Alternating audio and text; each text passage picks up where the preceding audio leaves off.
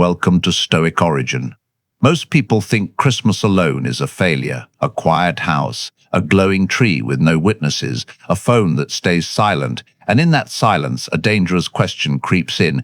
What does this say about me? Here's the truth nobody tells you. Spending Christmas alone isn't a loss. It's a test. And tests are where strong men are forged. Right now, somewhere in America, millions are forcing smiles, draining bank accounts, sitting at tables they don't belong at. They're laughing too loud, drinking too much, escaping themselves for one more night. You, on the other hand, are standing at the edge of something rare, something powerful, and it scares people because they've never been taught how to sit with themselves.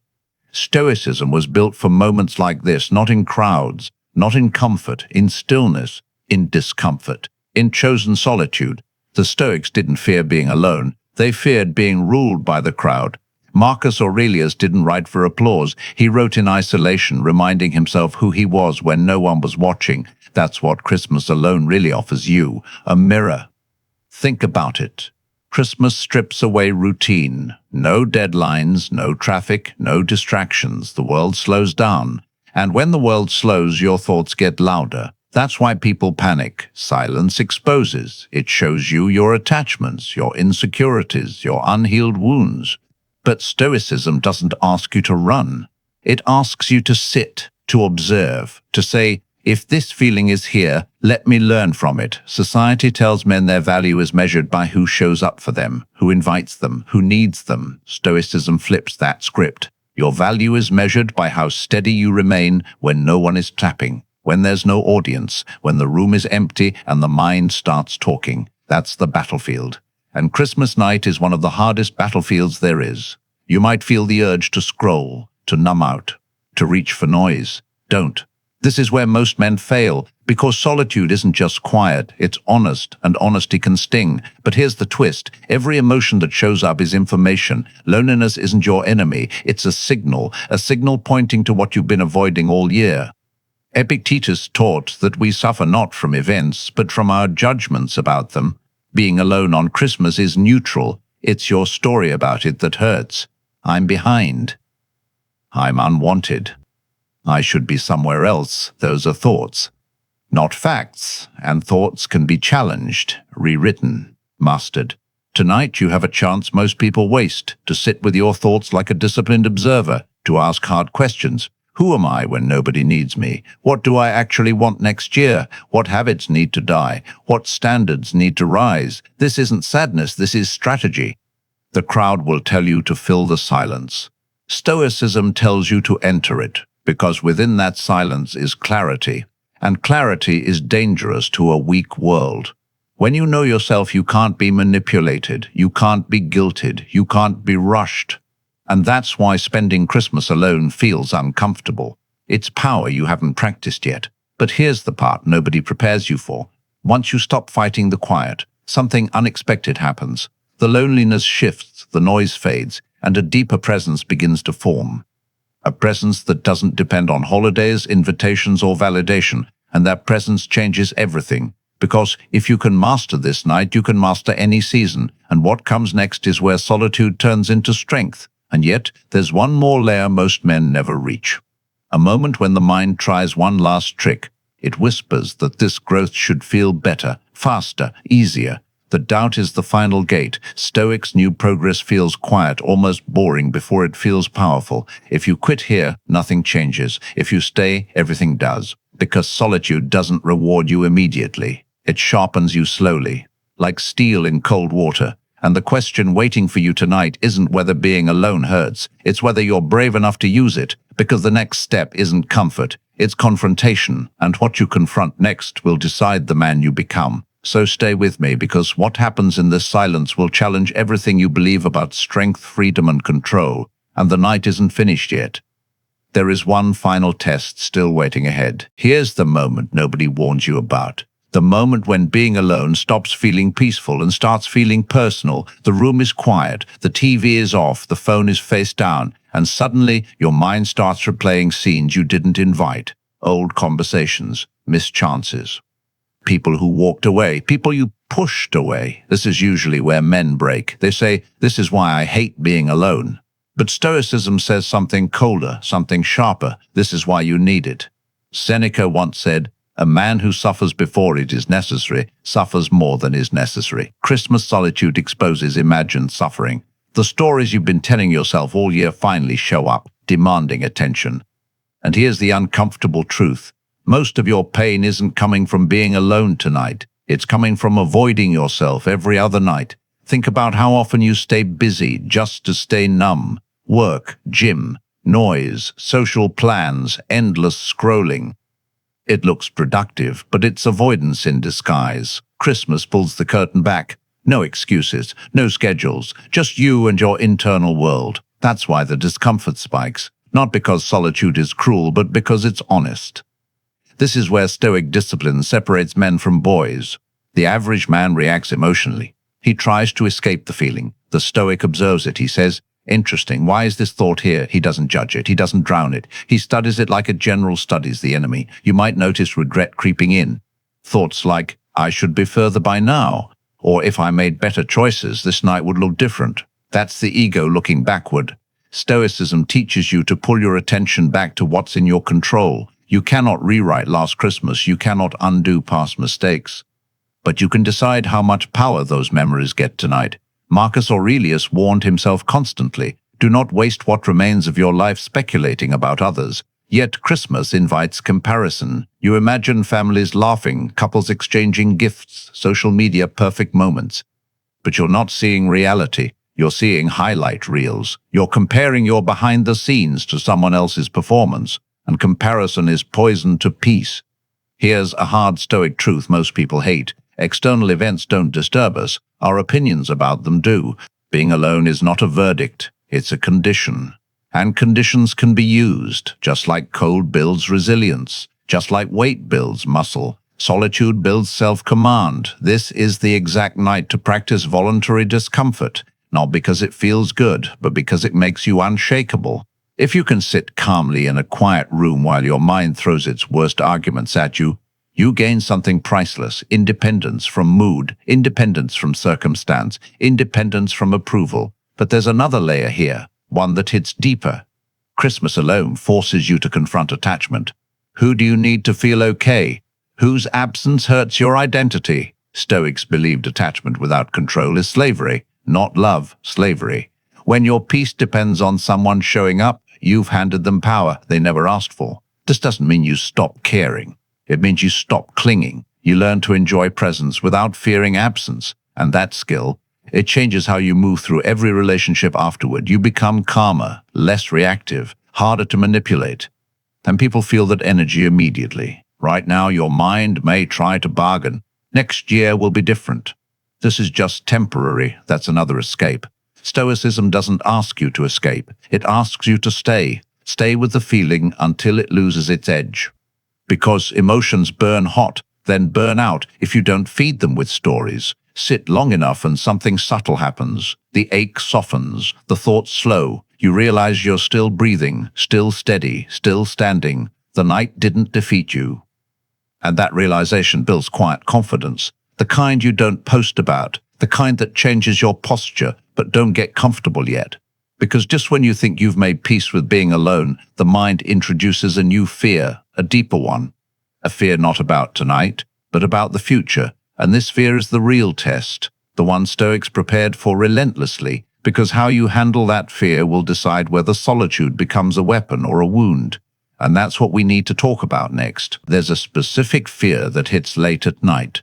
Not the fear of being alone today, but the fear of being alone forever. It sneaks in quietly. You're calm one moment, and the next your mind whispers, "What if this is my future?" This is where Christmas solitude stops being emotional and starts being existential. And this is where Stoicism becomes more than philosophy. It becomes armor. The Stoics trained for this exact moment. Not by predicting the future, but by refusing to be intimidated by it. Seneca warned that the mind loves to catastrophize, turning uncertainty into certainty. A single quiet night becomes a lifelong sentence. But that leap is imaginary, and imaginary fears can't harm a disciplined mind. Ask yourself this honestly. Is the future actually happening right now, or is your mind dragging you into a story that doesn't exist yet? Stoicism teaches you to anchor in the present moment, because the present is the only place you have control. The future doesn't need to be solved tonight. It needs to be met when it arrives.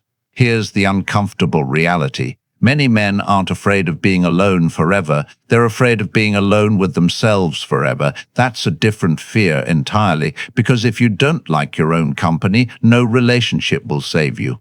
You'll just use people as distractions. Marcus Aurelius wrote that a man should be sufficient unto himself, not isolated, not bitter, but complete. Christmas alone gives you a brutal but necessary question. If nothing changed externally, could I still respect myself? That question separates dependence from dignity. And let's flick the script even harder. What if this night isn't a warning, but a rehearsal? What if life is testing whether you can stand steady without leaning?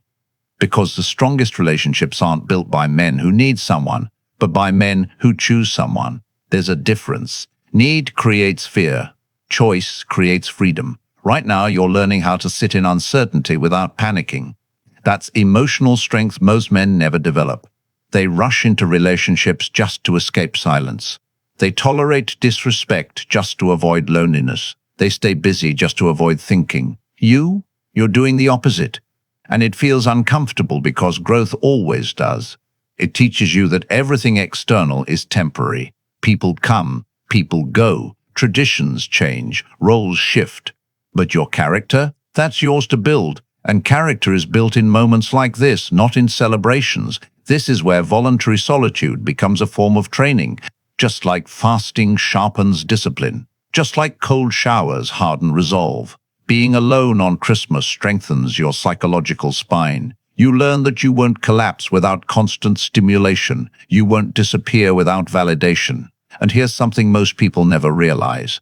When you stop fearing being alone, you become magnetic. You stop chasing. You stop performing. You stop negotiating your standards for comfort. And ironically, that's when people are drawn to you. Not because you're lonely, but because you're grounded. There's still a voice pushing back. A voice saying, this is all philosophy. It doesn't change the feeling. That voice isn't wrong. Stoicism isn't about erasing emotion. It's about not being ruled by it. Courage isn't calmness. It's functioning despite discomfort. So don't expect this night to feel amazing. Expect it to feel clarifying. Expect it to reveal patterns. Expect it to show you where you've been outsourcing your peace. And instead of judging what you see, take mental notes. Stoics believed self-awareness was the highest form of power. Now here's the turning point. There comes a moment when you stop asking, why am I alone? And start asking, what can I build from this?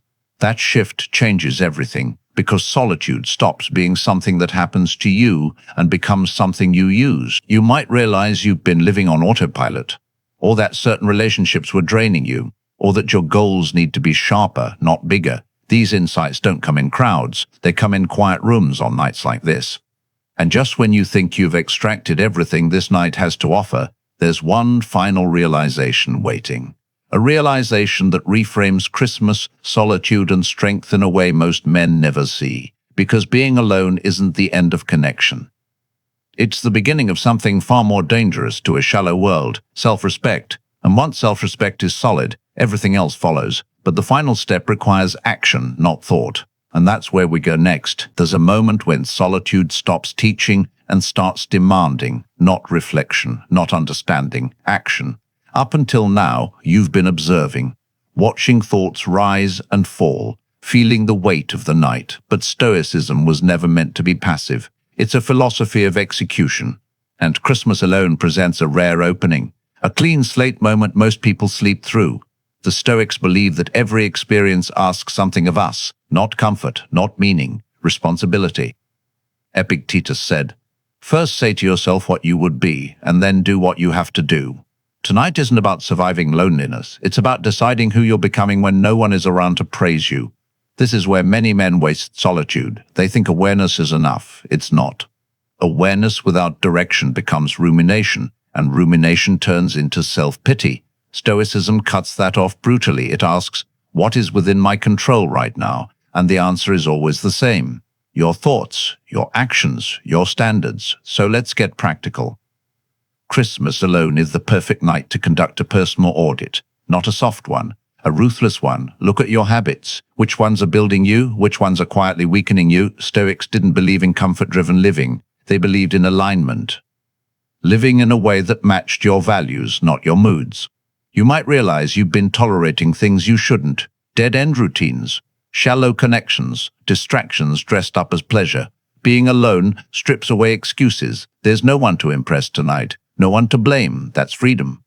And freedom is terrifying if you're not used to owning your choices. Here's the shift that changes everything. Instead of asking, how do I avoid feeling like this again, ask, how do I become the kind of man who can handle this any time? One question leads to avoidance, the other leads to power. Stoicism teaches that strength isn't built in ideal conditions. It's built when conditions are stripped down. That's why soldiers train under stress. That's why philosophers trained in deprivation. And that's why this night matters more than most people realize. It's unfiltered reality. Now let's talk about standards, because solitude reveals where yours actually are. When no one is watching, do you default to discipline or indulgence? Do you seek growth or escape? That answer matters, because your private choices are shaping your future faster than any external opportunity. This isn't about punishment, it's about respect, self-respect.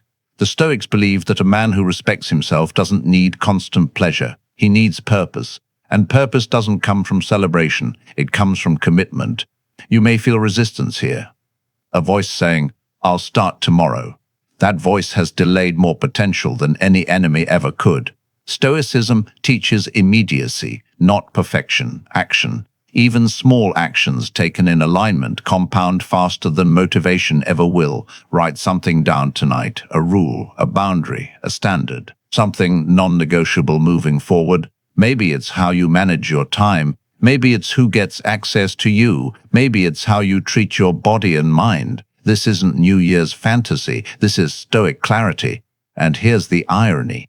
Once you stop needing Christmas to feel whole, you actually start enjoying it more. Not because it's loud or emotional, but because it becomes optional. You're no longer dependent on rituals for meaning. Meaning comes from inside. That's real independence. But don't mistake independence for isolation. Stoicism never taught withdrawal from the world. It taught engagement without attachment. You can enjoy people without needing them. You can love without clinging. You can celebrate without collapsing when it's gone. This is where solitude reshapes how you relate to others. You stop chasing approval. You stop over-explaining. You stop lowering standards to avoid being alone. And paradoxically, this makes your presence stronger. People sense it. They feel the difference. Calm is contagious. Yet there's one final misunderstanding we need to destroy.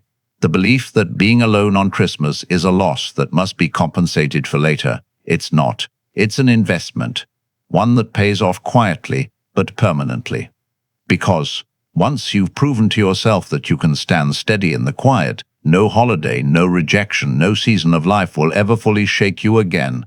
And that realization leads to the final transformation, the one that turns solitude into confidence and confidence into freedom.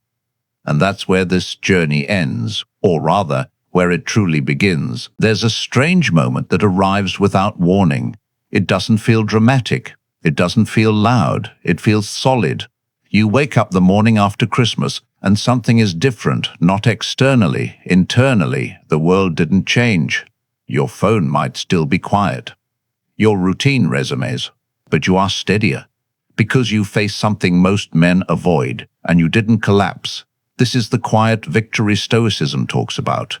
The kind no one claps for. The kind that rewires how you see yourself. Epictetus said, don't explain your philosophy, embody it. And that's exactly what happened. You didn't post quotes. You didn't announce growth. You lived it. You sat through silence. You watched your mind reach for fear, and you didn't obey. That builds an internal authority that can't be taken away. Here's what you gain when you spend Christmas alone the right way. You stop romanticizing noise. You stop fearing emptiness. You stop outsourcing meaning to calendars and crowds. Holidays lose their power over your mood. And that's not coldness, that's freedom. Most people go into the new year exhausted, emotionally drained, financially stressed, socially overstimulated. You walk in sharpened, clear, unrushed. That's an advantage most men don't even know exists. Stoicism teaches that life will repeatedly test you with loss, uncertainty, and isolation, not as punishment, but as training. Christmas alone was just one rep, one controlled exposure, and because you chose to face it, future challenges will feel lighter. Breakups won't destroy you. Quiet weekends won't scare you. Temporary isolation won't feel like rejection. And something else happens. Your standards rise naturally. You stop begging for company. You stop tolerating disrespect. You stop filling your life with low-quality distractions just to avoid feeling something. You realize peace is something you generate, not something you're given. This changes how you show up everywhere. At work, you're calmer under pressure. In relationships, you're less reactive. In conflict, you're grounded. That's Stoic strength, not aggression, not dominance. Presence. Now let's address the final illusion. That spending Christmas alone means you don't value connection. The opposite is true. When you no longer need connection to feel whole, you can actually appreciate it. You choose people, not out of fear, but out of alignment.